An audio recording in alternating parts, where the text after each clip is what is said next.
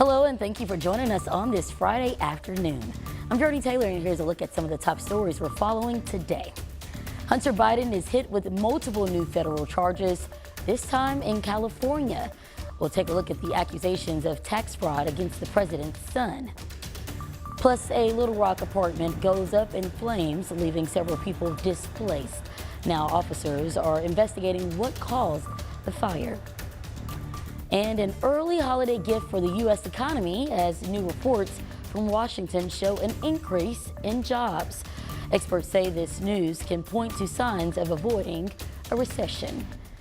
And a lot of news there, but of course the big news of the day is to be weather aware. Although it's Friday and we like to kick our feet up on this day, meteorologist Scott Covert, we have to be weather aware today. Got to be weather aware. Two potential areas of storms in our forecast, the first of which will move in late overnight tonight through early tomorrow morning. That severe weather risk looks like this. Overall, it's rather low. It's a level 1 out of a 5. You can see it does encompass a large majority of Arkansas. And those storms, should they actually develop, would occur overnight tonight. Well, many of us are asleep, and then we turn our attention to another severe weather setup for tomorrow afternoon. Now, in the meantime, it's 64 degrees right now, unusually warm for this time of year. Most of Arkansas in the upper 50s, even in those low 60s. We'll continue to see those temperatures climb into the upper 60s by this afternoon. Could be a couple of spotty showers out there today. That chance about 20%, with that risk for severe storms overnight. Now, once that comes to an end by tomorrow morning, our severe weather risk area shifts to the southeast, and we increase that potential to a level 2 out of 5 for the areas shaded in yellow. This will likely be tomorrow afternoon into the first part of the evening, in which all types of severe weather may be possible. We'll track that for you. We'll track just how cold it's going to get after the storm system, all coming up in just a few minutes. Scott, thank you. Well, breaking news overnight, Hunter Biden, President Biden's son, is now indicted on 9 counts related to his taxes, including 3 felony counts and 6 misdemeanors. Now, Catherine Henridge reports.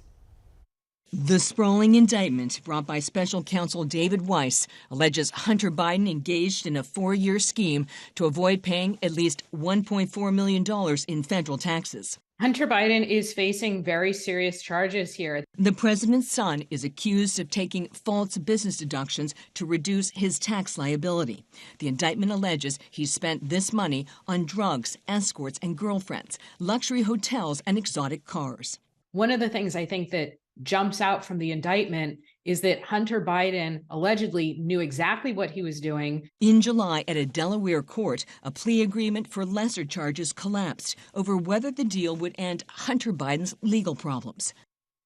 2 months later, felony gun charges were filed in the same courthouse, alleging he lied about his drug use to purchase a gun in 2018. He pleaded not guilty. The previous plea deal fell apart in part because the judge didn't like that the gun charges were bundled in with the tax charges, and in part because there wasn't a meeting of the minds as to whether or not future charges could come. The new tax charges were filed in California because he lived there when the alleged crimes were committed. In a statement Hunter Biden's attorney sent, based on the facts and the law, if Hunter's name was anything other than Biden, the charges in Delaware and now California would not have been brought. This is exactly what Hunter Biden wanted to avoid with the plea deal. He wanted to be able to avoid jail time. If convicted on all counts, Hunter Biden could face up to 17 years in prison. He's already under subpoena to give closed-door testimony on Capitol Hill next week as part of the House Republican impeachment inquiry into his father. Before the charges, Hunter Biden's attorney said he was willing to appear on the condition the testimony is public. The White House is referring all questions to the Department of Justice. Catherine Henridge, CBS News, Washington. And of a developing story, several people are displaced after a fire at the Spring Valley Apartments off of Geyer Springs Road.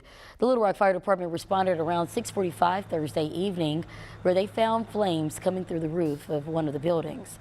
Now, everyone was safely evacuated, but several units suffered fire, smoke, and water damage. The fire marshal is investigating the cause. And new information from Pope County, where the Quorum Court has approved Cherokee Nation's application to build a casino there. Last month, the state Supreme Court restarted the casino bidding process, stripping Gulfside Casino from their claim on the license. County Judge Ben Cross has held up his support for Legends in the Cherokee Nation to get the bid. And yesterday, a majority of the quorum court passed a resolution to approve their application. Now, we will keep you updated as the licensing process continues. Now, it's been 9 months since an EF3 tornado ripped through our area, and rebuilding continues. Now, city leaders in Sherwood are stepping up to help provide relief to those in need. On Wednesday, the city gave out 7 checks to community members whose homes were damaged or destroyed in the March 31st tornado. Cassie Van Pelt, says that she's paid thousands of dollars in repairs, and it's nice to be provided some relief by the Arkansas Community Foundation in the city of Sherwood. It's just knowing there are good people in the world, and even in our community. He would have been thankful for anything, but this is just a huge, huge blessing that they have been able to give us, to help us. The application process for that grant is closed, but the city of Sherwood says they will continue to look for more opportunities to assist with recovery efforts.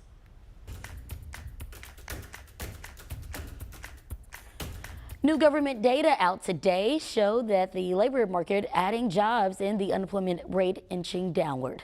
Willie James Inman reports from Washington. A holiday gift for the U.S. economy. A new report from the Labor Department shows employers added 199,000 jobs in November, and unemployment fell for the first time in 3 months to 3.7%. Here we have more people going into the workforce. We have the unemployment rate coming down, and that really is sort of consistent with what we've been looking for. Bankrate senior economic analyst Mark Hamrick says these numbers signal more of a pre-pandemic normal for the labor market.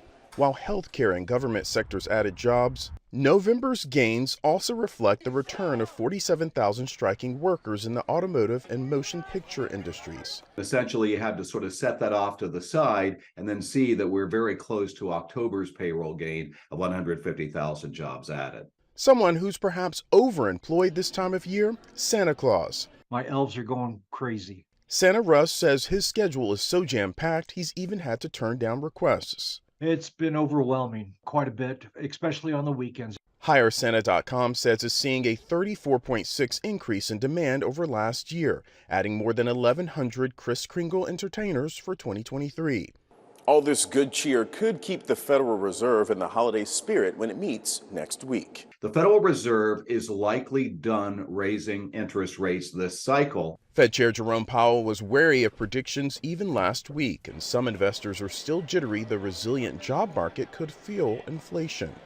Willie James Inman, CBS News, Washington. In Pulaski County, officials gathered to discuss ways to limit youth violence as it remains a topic many communities across the country continue to take on. In a panel discussion hosted by 100 families, people in the community, the Pulaski County Sheriff's Office and the Prosecuting Attorney's Office came together to voice their concerns about youth violence and child welfare. The two things most people in the room agreed on was to put more effort and focus into building relationships in community. 100 Families is launching a community-wide action committee in January with the goal to bring every resource and person working to fight this issue to develop a prevention approach.